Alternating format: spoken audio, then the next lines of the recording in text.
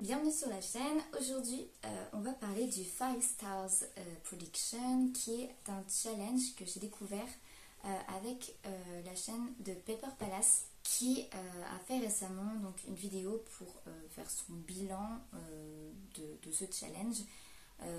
Donc voilà, et ensuite il y a eu Théo de Chronique Lévarez qui a fait une vidéo pour commencer le sien, ainsi que Quentin de la chaîne Cornelius.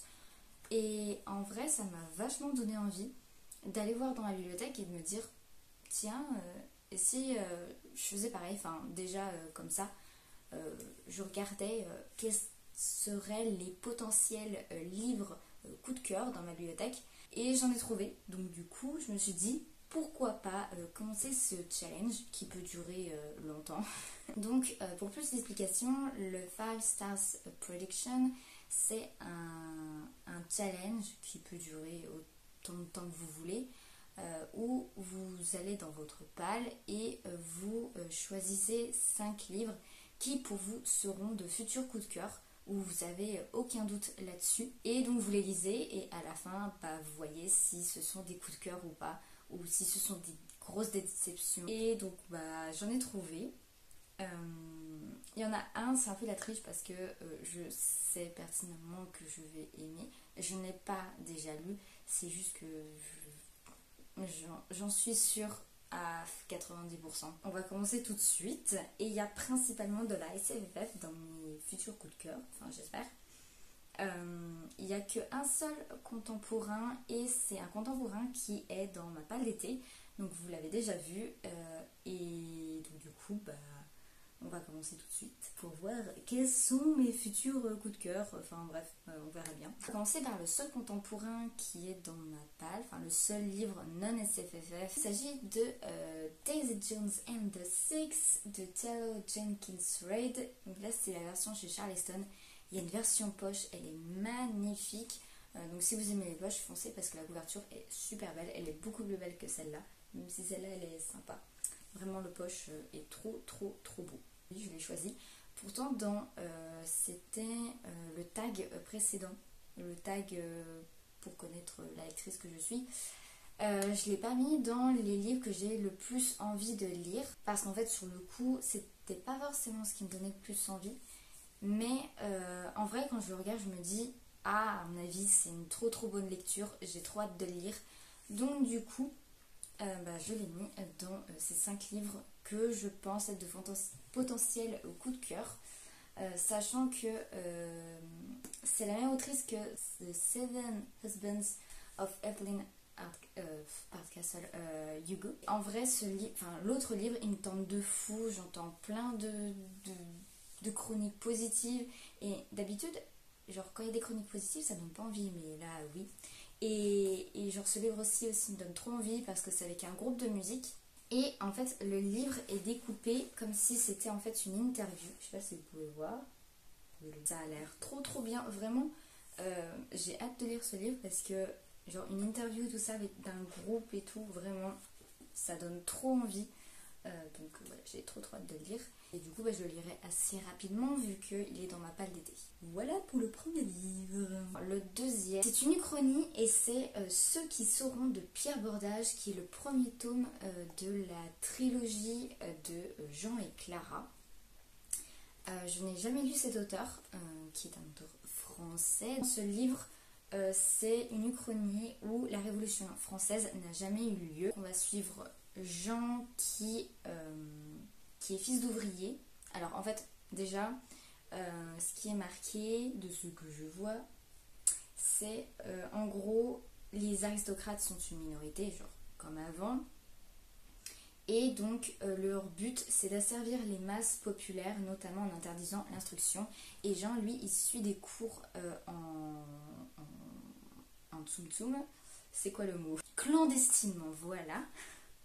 Pas en tsum tsum.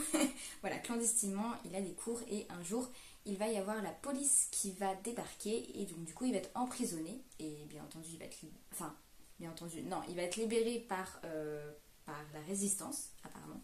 Et de l'autre côté, donc de l'autre côté de la barrière, donc dans le côté de la noblesse, il y a Clara. Elle est du bon côté en gros de la population puisqu'elle est noble, elle a tout ce qu'elle veut, elle a le droit à l'instruction, enfin bref, tout ce qu'elle veut. Sauf qu'elle est révoltée par rapport à ce qui se passe à la classe populaire et donc du coup je suppose que elle va faire des choses avec la résistance et ils vont sûrement se retrouver et il y aura sûrement à mon avis un couple qui va se former. Mais voilà, j'ai trop hâte, sachant que j'adore en vrai les livres un peu historiques et l'Uchronie, j'en ai jamais lu en vrai. Et du coup, ça m'intéresse vachement parce que je me dis, ça a l'air trop intéressant de supposer ce qui aurait pu arriver, voilà, si ça n'avait pas eu lieu ou si quelque chose avait eu lieu autrement. Enfin bref, j'ai trop hâte et j'espère que ça va être un coup de cœur. Je l'ai découvert ce livre lors d'un live, je sais plus, je crois que c'était avec Camille de Camelot Magicadou ou Michaela de Le Livre Ouvert, mais j'ai pas envie de dire de bêtises. En vrai, je sais plus du tout qui en avait parlé, du coup ça m'avait donné vachement envie, donc du coup je l'avais acheté en occasion, je ne sais plus trop comment. Donc voilà, et il a l'air trop bien, donc j'espère que ce sera un coup de cœur. Comme ça je pourrais lire la suite. Donc voilà pour le deuxième tome. Le deuxième livre. Le troisième est un peu spécial puisque c'est celui dont je suis sûre à 90% d'aimer. C'est en fait un préquel à une autre trilogie que j'ai énormément aimée, où ça se passe un peu dans la légende arthurienne, enfin en tout cas pour la trilogie principale. Voilà, j'avais trop aimé. C'est une trilogie que j'aime énormément. D'ailleurs, je ne sais pas si vous la voyez. Ah non, vous ne pouvez pas voir le livre. Mais en tout cas, le préquel, c'est Les Chroniques des Elfes de Jean-Louis Fedgen. Déjà, je trouve que la couverture est super belle, j'adore. C'est trop beau. Et donc du coup, en fait, c'est le préquel de la trilogie des Elfes de Jean-Louis Fedgen. Attendez, je vais vous montrer. Ça, c'est le préquel qui a été écrit après. Et ça, en fait, donc c'est la trilogie des Elfes de Jean-Louis Fedgen que j'aime énormément. Je l'ai lu quand j'étais en 6ème, mais bon, c'était en découpé, hein, parce que là, c'est l'intégrale, donc voilà. Mais vous voyez qu'il a souffert quand même. Il a souffert, mais je l'aime énormément. Et si vous aimez les réécritures de légendes arthuriennes, sans que ce soit énorme, mais qu'il y ait quelques personnages et des références comme par exemple Excalibur, tout ça, vous allez sûrement aimer. C'est de la high fantasy, donc un peu de la fantasy classique avec des nains, des elfes, des monstres, voilà. Je ne peux que vous le conseiller. Il est vraiment bien. Voilà. Je l'aime beaucoup. Bon, après ce petit aparté sur une trilogie que j'ai beaucoup aimée. Donc en fait, on suit Liane qui, dans la trilogie des elfes, est la reine des elfes, mais dans donc le préquel, ce n'est encore qu'une princesse. Donc en fait, les peuples étaient séparés, donc à l'époque du préquel.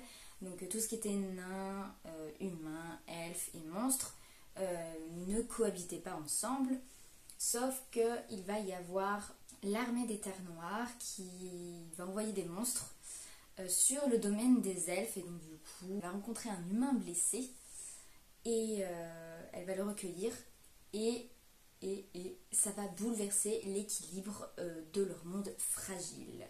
Voilà, donc et puis elle va se battre parce qu'on en entend parler donc du coup dans la trilogie des elfes, donc elle va se battre, il y aura une guerre, voilà. Donc j'ai vraiment trop hâte de lire ce livre parce qu'il a l'air topissime. Que voilà. Pour le troisième livre. Alors, quatrième livre, c'est un livre qui a inspiré un film de Hayao Miyazaki, donc des studios Ghibli.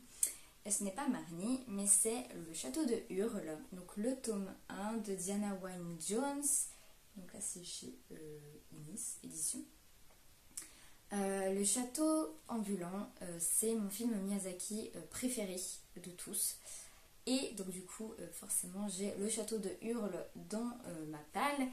Et vraiment, mais il me donne trop envie. J'ai trop envie de le lire. Je pense que ça va être un coup de cœur parce qu'en plus, apparemment, il est beaucoup plus sombre que le film Ghibli. Et c'est cool quand c'est plus sombre. Donc du coup, j'ai trop hâte. Donc en fait, c'est comme le château ambulant, c'est-à-dire qu'on suit Sophie qui est chapelière dans une boutique de chapeaux. Forcément, vu qu'elle est chapelière. Et donc du coup, elle va offusquer la sorcière des steppes. Et la sorcière va pas être contente et va lui dérober 60 ans de sa jeunesse. Elle va être désespérée. Elle va chercher un moyen d'enlever cette malédiction. Et elle va rencontrer un château ambulant. Voilà. Donc c'est comme si vous connaissez donc le film Les Studios Ghibli, c'est le même speech, mais j'ai hâte de voir ce qui change et tout. Enfin bref, j'ai vraiment hâte de me plonger dedans parce qu'il a l'air tellement bien. Il est beau aussi. Donc voilà pour le 4e livre. Et donc du coup, le dernier qui est également de la SFFF, c'est Archibald Twitter, l'archéomage. Le tome 1, Les Mystères de Paris, de Marine Métivier, et la première de couverture a été faite par Tith, qui est une illustratrice que je suis et que j'aime énormément. Donc voilà, apprécier cette beauté magnifique, avec des dorures, avec voilà, de l'emboussage et tout. Il me donne trop envie parce qu'il me fait vachement penser au Paris des merveilles de Pierre Pevel. Puisqu'il y a de la magie, mais je sais pas, en fait, vu que ça se passe un peu à la même période, puis en fait c'est aussi la première de couverture qui me donne cette impression, puis ça se passe à Paris, donc voilà. Et donc on suit Archibald Twitter qui est archéomage, et en gros il y a son ami et mentor qui va mourir. Sauf que Archibald, lui, il pense qu'il a été tué et donc du coup, il va mener sa petite enquête. Magnifique. Et du coup, c'est le 5e livre. Voilà pour les 5 livres que je vais essayer de lire assez rapidement pour sortir cette vidéo rapidement. Mais après à voir, hein, parce que c'est comme tout booktubeur, on a beaucoup de livres à lire et souvent on oublie. Voilà, mais on va essayer de faire vite. Hein. J'espère que vous avez aimé cette vidéo, que peut-être vous aurez envie de faire la même chose, de choisir 5 livres qui pourraient être potentiellement des coups de cœur. Je ferai donc une vidéo pour la fin de ce challenge, quand j'aurai tout lu. Peut-être que dans certaines vidéos, j'en reparlerai juste vite fait. Je vous souhaite une bonne journée, un bon après-midi, bonne soirée, tout ce que vous voulez. Et je vous dis à dans une prochaine vidéo. Bye!